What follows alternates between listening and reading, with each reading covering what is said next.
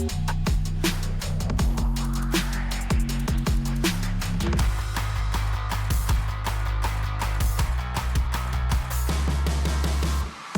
watching Set Life Season 4.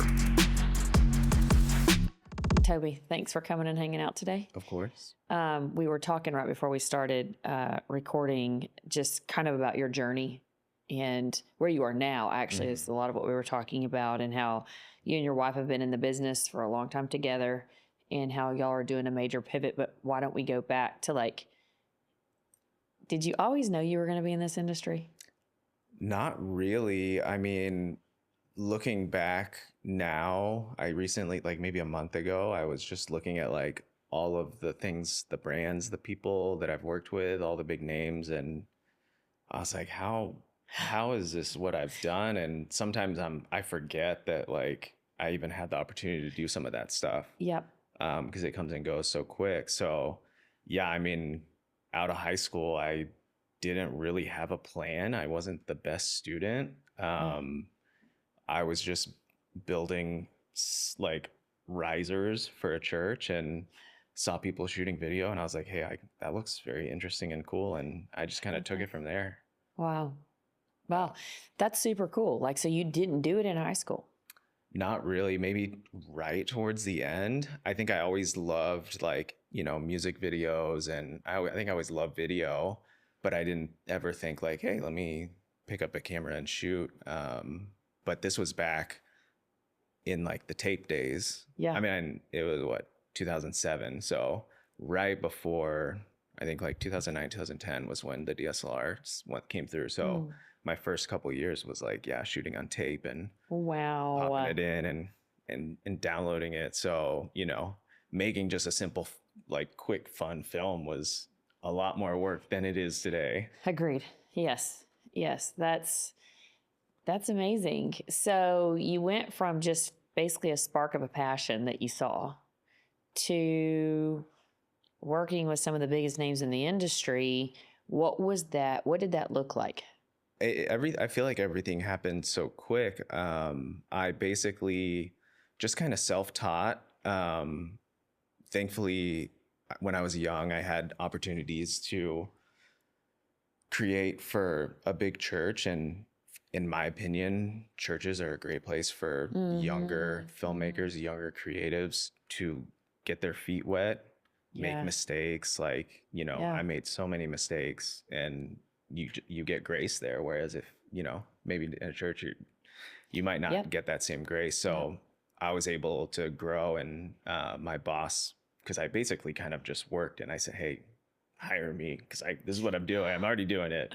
Yeah. So that's how I got my first job. And he gave me like total creative freedom. Also, he was so great at listening to my, like what my thoughts were and vision. Yeah. And, I was 19. So, the vision might not have been great. In his head, he might've been like, I don't know, but he let me roll with it and let me build up my confidence. And, I think what the big thing that started for me was, a recap. I basically made like a recap, made it overnight. So it played the next day, and people were like, whoa, like this just happened. And, so from there, that's kind of like where kind of my church work and stuff started to blow up, and ended up working for another church down the road. And then we'll get to it later, but, I ended up doing a bunch of stuff with Hope City and things like that, and steered more away from it now. I'm still always open to it, but sure, it's a tough industry when you get older, because there's a lot of younger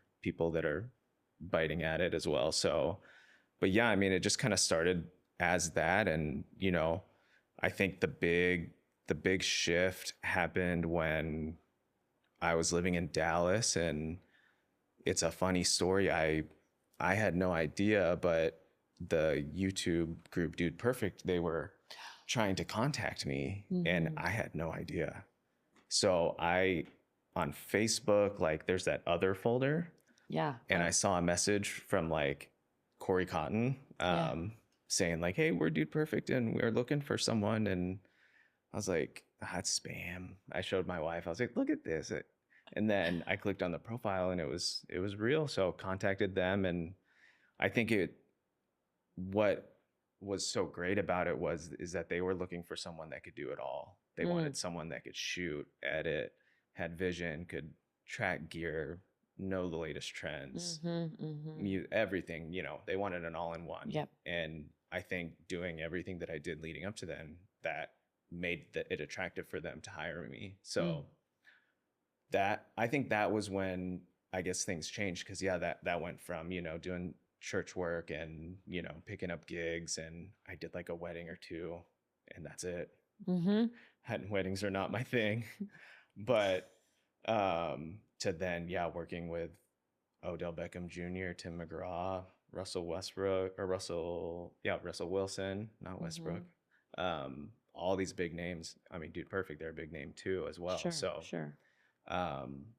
It was it was just such a great experience. I think that was probably when things shifted from, I'm just kind of starting and learning to, I think I honed in on a skill. Yeah. Like, I think I found something that I'm good at, and I kind of not perfected it, but really spent time, Honed in on it, past, it was like 2 or 3 years. I was like, how can I make the next like overnight recap better and better and better? And how can I do it quicker? How can I add stuff to it? And, I think it caught their attention.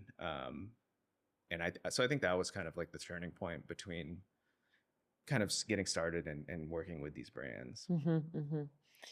Did you specialize in the recaps for the next day? And that was like something they really sought after because you were so great at it? A lot of people knew me for that. I wouldn't say that they knew me for that. They kind of just saw my portfolio of work and saw the diversity of, commercial type stuff to, recap, high energy, just knowing the right music, like I said, being up with the trends. And I think that's what really caught their eye. Yeah, that's so good. So when did your wife get involved in all of it? Because I know y'all have worked together in the industry, which I think is really great. We got married while I was with Dude Perfect, which was super fun. A couple of the guys came down for the wedding, and they took the show. They had so much fun, and it was so fun having them. And, I think Cody, the tall guy, he ended up grabbing the photographer's camera and just started popping off shots. And so it was during the Dude Perfect time that we got married. And then I kind of, as I was working with them, it was a lot of work. It was when brands were coming left and right, and they were like, hey, let's do this. This sounds great. This sounds fun. So, gear prep, plane, production, right into post, right into the next one. Oh, so my goodness. It was exciting. It was fun. Sure. The guys were fun. I mean, it was, definitely a dream job. Yep. I loved sports. And it kind of fell in that category. I think it came to a point where I was like, I don't know if like I'm passionate about building like Dude Perfect. Well, in seasons too. I think in life, like you go through certain season and that helps you get to the next thing, whatever that is. And you kind of almost outgrow that opportunity. Yeah. And you're ready for the next. That sounds like, they were like a great piece to your puzzle. Yeah. Like, I mean, the guys, they were all so great to me. I mean, I was the first person that they really let into their group. I mean, it was just the 5 of them. They were doing it all. Wow. Which is crazy. Wow. So once I left Dude Perfect and came back to Houston, and I think I was working a corporate job, which I was like, I'll take it, whatever, I remember I interviewed and I was like, I don't think I'm going to take this job unless I'll just throw out like a crazy number. And then I remember they brought me back in for the second interview, and I was expecting an interview, and they're like, we'll just offer what you asked for. Oh. And I was like, in my head, I was like, I guess I got to take it. Oh, no. So I guess this is my future. But they were a great company. I enjoyed working with them. I'm friends with a couple of them that are still there.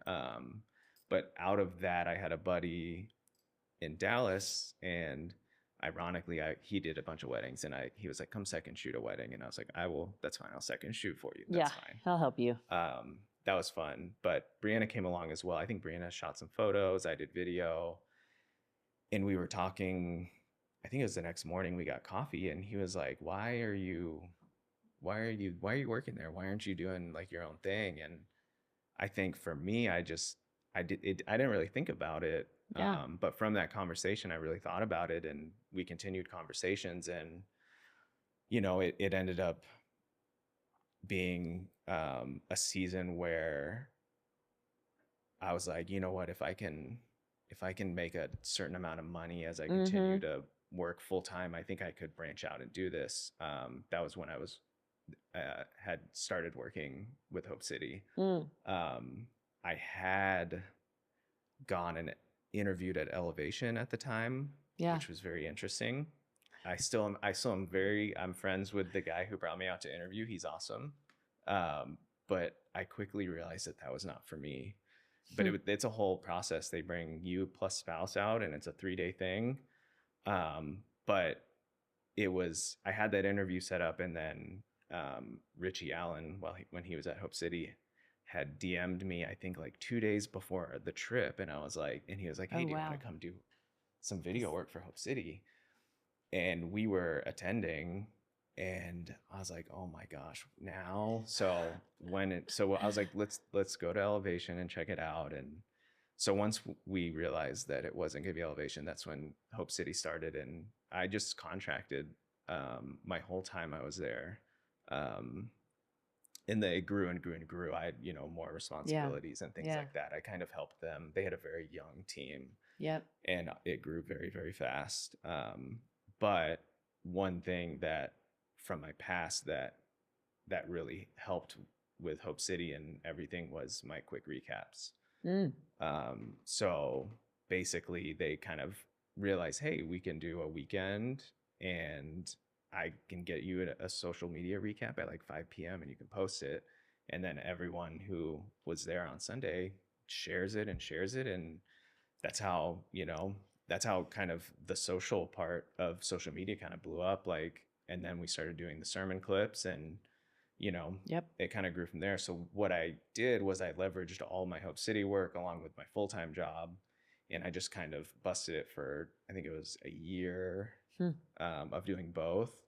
And then I think I mustered up enough money to invest in some gear. My buddy in Dallas, I basically was like, hey, if we land this one client, then we can cover this. We'll cover it. I'll buy my gear. Yep. He had a red. I was like, I'll get my red. We'll have 2 reds. Like we're gonna run this thing.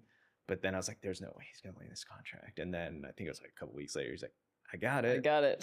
So put my 2 weeks in, and then they were like, what do you want?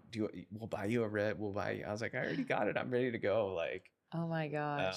Because I had been wanting to up the quality there, and they were satisfied where they were. So I think I kind of had plateaued there. So that was the launch of, me going out and basically the entrepreneur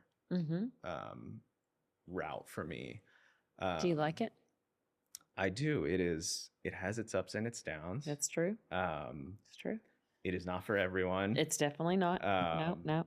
There are times where I'm like, is it for me? But I think I'm 8 years into, just entrepreneur solo. And I mean, it's going great. But you had mentioned, when my wife came into it, it was during kind of Hope City. Yeah. During that time. Yeah. She was helping out.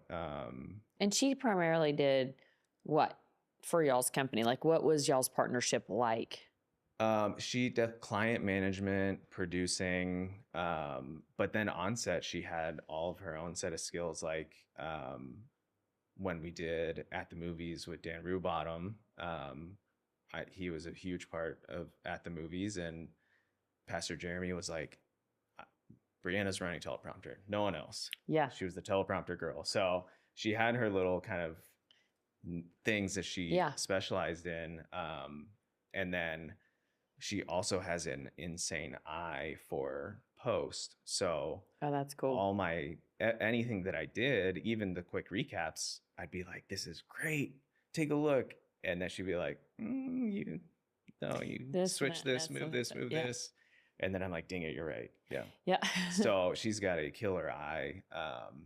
So a lot of stuff behind the scenes. But also like, we produced a short film in 2020 together that we kind of co-directed.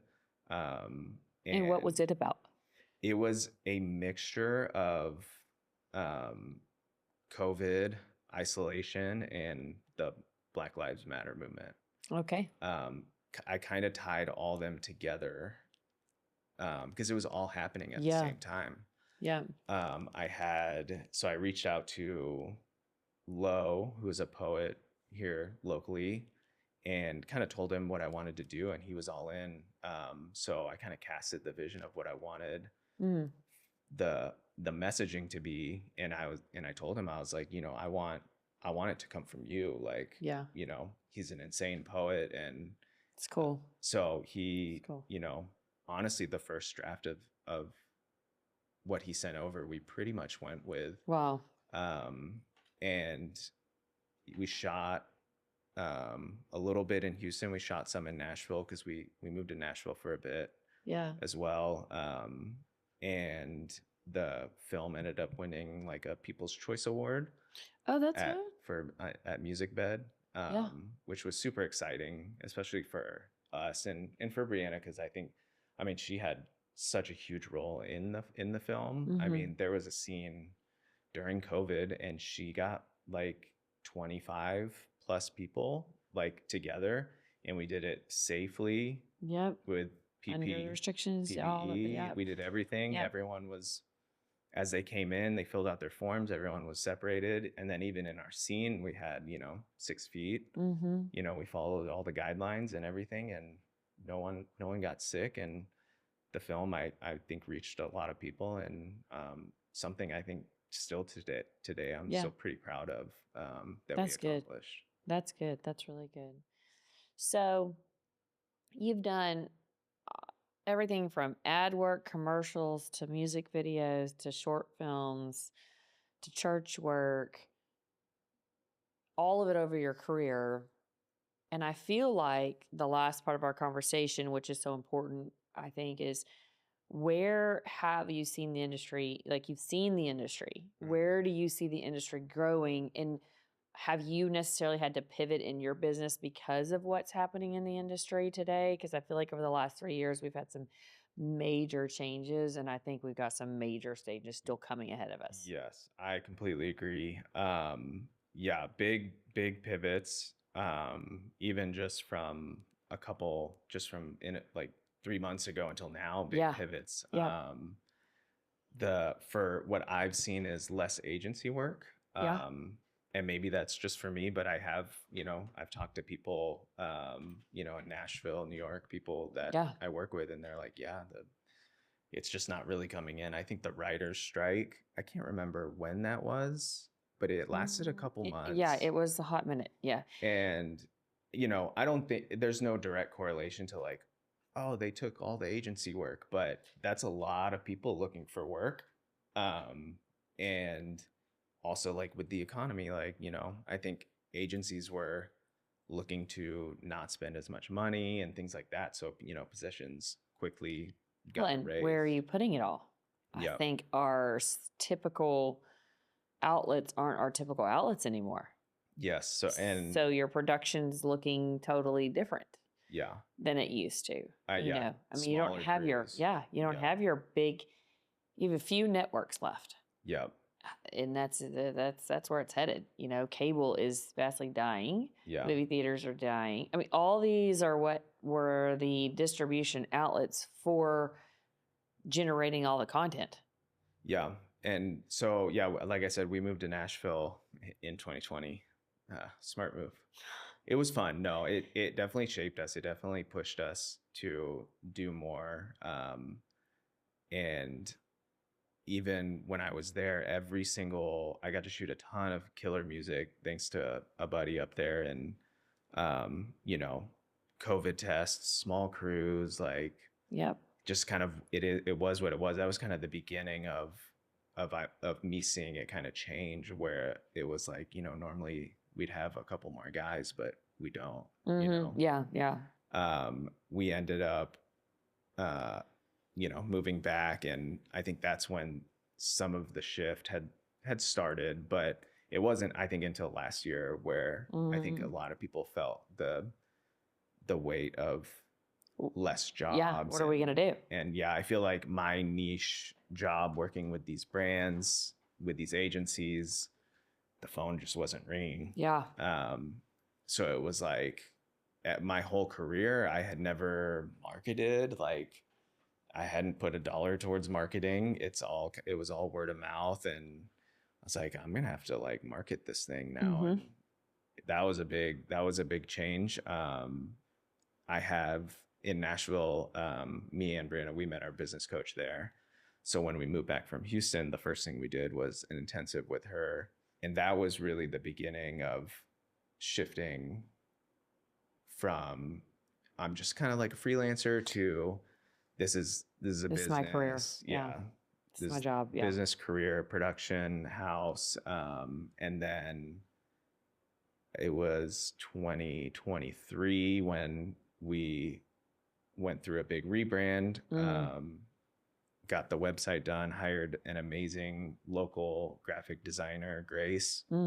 Marrow Designs. She's absolutely incredible. That's awesome. She custom built our logo from the ground up, which was an Really awesome cool. experience. And I mean, even with that, Brian had a really big vision in what Filmco was gonna be, and you know, and we wanted to hire all female. So our business coach is female, our web designer was female, logo female. And we try to work with females just as much, you know, it's just something that we feel passionate about. Yeah. You know, to give those opportunities where they are. Yeah. Cause I think, you know, even with Brianna being a big part of what we've done, it's, you know, it's been hard for her to find her voice in the industry, because she'll get lumped, you know, as like an accessory of me. And I'm like, no, she's her own entity. She's the brains. I just know how to press a button, but without her, I wouldn't even be here. So the shift for my business was kind of stepping away from what clients would hire me for, was like high quality brand anthems, commercial pieces, even short docs, things like that. High quality, you know, interviews with athletes, you know, things like that. Yeah. And I quickly saw the shift in companies not really wanting just the high quality content, but it's got to come along with social content, mixed media. We need some vertical, we need some photos, we need some BTS. So for us, we've been working on making that shift to offer, you know, a high quality film, but beyond that, you know, these other assets that I think these companies really need, because they're necessary. They're trying to grow on social. And it's just as important as having a great brand anthem or, you know, great website imagery. So we've put together a package. It's called our director's cut that we're now kind of selling and pushing to companies, where it's like, we know what you need. It's like a bundle thing. So like, let us bundle all your media together, because it used to be just a commercial.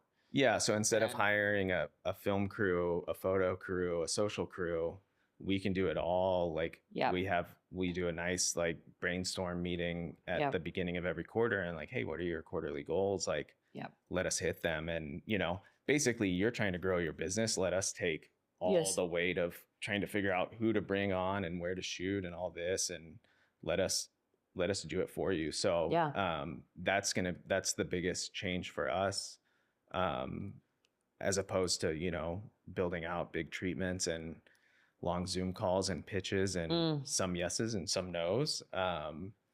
We're definitely trying to pivot and cater more to a wider range of media. And then another thing with coaching is I rehired my coach again for this transition in our company. And I mean, I'm just a big advocate of coaching. When we hired her originally, she changed our business completely. I don't know if we would have made it. I think, there's a lot of mistakes that were made, and through coaching, I think you have a better opportunity to not make those mistakes. Yep. So I've also started coaching myself. Some of the younger guys, that kind of I was just getting messages of like, hey, how'd you do this? How'd you do that? And a lot of it is trial and error, but there's also the aspect of just honing in on skills and repetition and things like that. So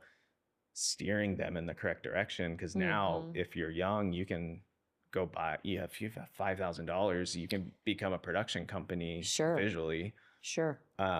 You'll get your first job and you'll make a big mistake and it'll be horrifying. So what I'm trying to do is kind of help some of the younger guys and girls who are getting in the industry to, steer them in like, hey, like try this, like, spec work is huge. And pro bono work done the correct way. I think that's a big misconception, is like, don't do any work for free. Like, and it's like, if I didn't do that, I don't know if I would have been able to work with I've heard that the people and the brands that I've worked with, because when you do pro bono work, you have creative freedom to do what you really want to do. Yeah, that they can't see. That's why they hired you to do it. So it's just hard to show that. I've heard that from so many artists, though, that like they showed up to do photos, but ended up giving them a 30-second, reel of some sort.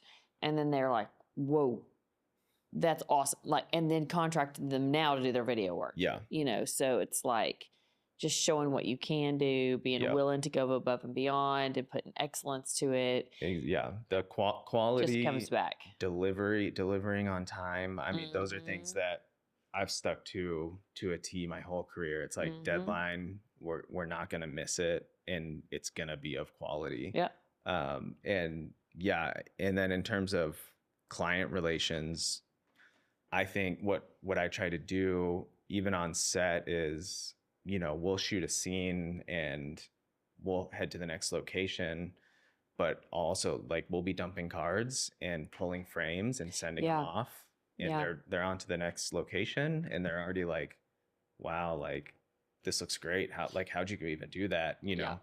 You try to impress them like in person, and then, the next thing they're like, hey, we want more. Yeah. So, I mean, those are definitely two of the big shifts is the content, the social media content, and not getting burnt out by it, because you easily can. Wow. But that's true. It's just so much of it. Yeah. So much for so long. I mean, it's just a constant grinder at that. So like you can't go in and be like, hey, we're going to just take over your social. And then the big problem with the brands is that they want to see results. And I could make, even with brand films, I made a great brand film for a company, and I saw how they pushed it out and promoted it. Yep.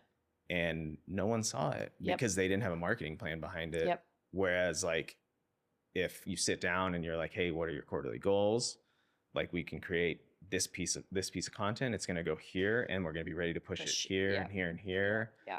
Having a real strategy and I think that's exciting, going from, working with big brands in agency work, like, it's super fun and exciting, but at the same time you do it and you go home and you don't hear from them again. Whereas now, hopefully, with this new direction that we're going in with our director's cut package, it's kind of like, let us do it all. Let's build a relationship. Let's see where we can get to in 6 or 12 months, and kind of take the pressure off of, having to figure out what are we going to do, because you're trying to build your own company, and whether it's an entrepreneur or it's an established, it does a gym or, med spa, Yeah. they're trying to grow on social and they're trying to build their business, and, that pulling your iPhone out and just getting that natural content is meant to go alongside the high quality content as well. For sure. It's a hybrid of all of them together, I think, today. I don't think you're one without the other. I think it's just a hybrid of building a package together to meet the brand's needs of each individual brand. Okay, so you're doing coaching and producing and directing and all the things. How does our audience get a hold of you? So website is film.co with 2 L's, FILLM.co. From there, I mean, you can see portfolio, you can read a little bit more about me. It's not super overkill. And then there's a contact form that you can fill out for coaching or just general information. So like if you're interested in, the director's cut package, or if you're just interested in a one-off film, you can fill it out there. I would say right now I'm most active on LinkedIn. So, Toby Canning, linkedin.com/Toby Canning, you'll find me. There's not a lot of Toby Cannings out there. So, those are probably the two. And then, I'm on Instagram, Toby Canning as well. Same URL. I kind of lucked out there with a unique name. So you did. Those are probably the three easiest ways get you. to get Well, I know you've done such great work, and we could carry on conversations forever about all the things you've done and where you see it going and stuff. But I think you've given our audience some really good insights on kind of where they could pivot right now. If you're stuck in your career or wondering what you want to do in your career, take it from somebody like you that's been in it, is having to pivot now. Yeah. You've been in it for a long time doing great things, and you still have to pivot. I think it's kind of the name of the game when owning your own business. You got to pivot and be relevant with the times. And that is one of the things that you are currently doing now and have been able to do to stay in the industry. So kudos to you. And I hope people reach out to you, because I know you'll answer them back, because we DM each other all the time. So thanks for hanging out with us today and sharing your story. And you've got a new little one that's here. So hug the mama and the baby when you get home for us. That's a whole nother addition to the company. It's a whole nother episode and a whole nother edition. Yes. So. Well, thanks for hanging out with us today and sharing your wisdom. Thank you.